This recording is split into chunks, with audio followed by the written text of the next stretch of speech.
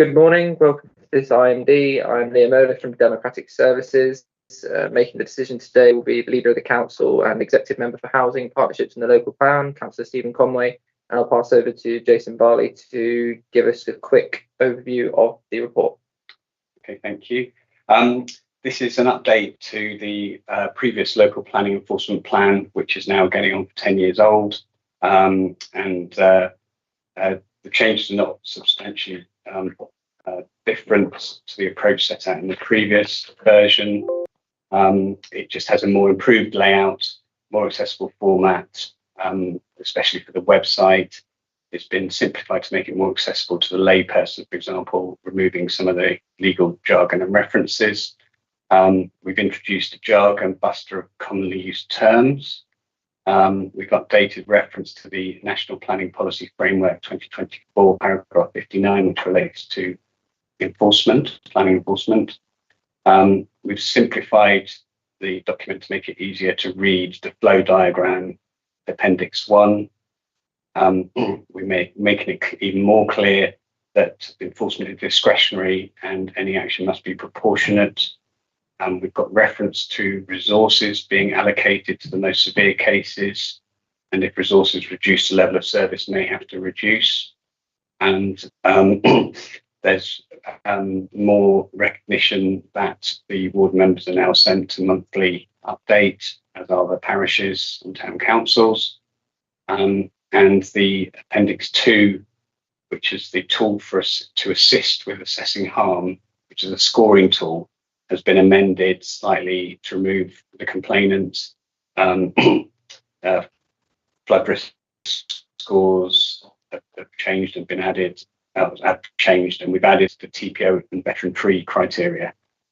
The other appendices that have been amended are number 3, which is the record keeping and performance targets, and there's a new Appendix 4, which relates to new homes and management companies as a guidance note of those persons that are moving into those sorts of properties. Thank you. That's the main summary. Perfect. You've got any questions or comments? No questions, thank you, Liam, but some comments really. I think it's important to emphasise that planning enforcement deals with about 1,000 requests for service every year. And that's not just a lot. They range widely in type, complexity and in urgency. And to deal with this volume, the plan clearly lays out what is necessary, in other words, the categorisation of requests by urgency. And it sets out to deal them with according to different timescales. And this is very fully explained in the plan.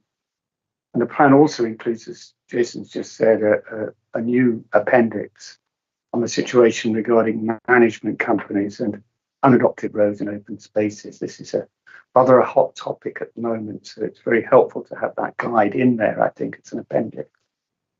The only thing really remaining for me to do is to thank Jason for the updated report, which looks very good, and to thank the enforcement team and Jason for all the work they're doing on planning enforcement. It's a very challenging job, and we're very grateful as councillors to have such a good service in Buckingham.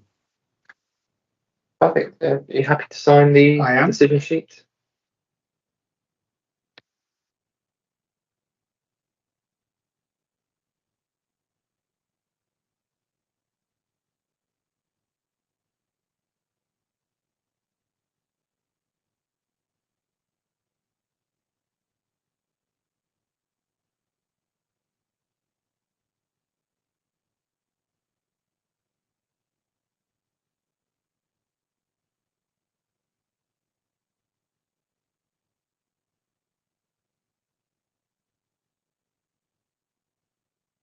So the decision will be subject to a 5-day call-in period, and then it can be made official, and then that concludes the meeting. Thank you very much.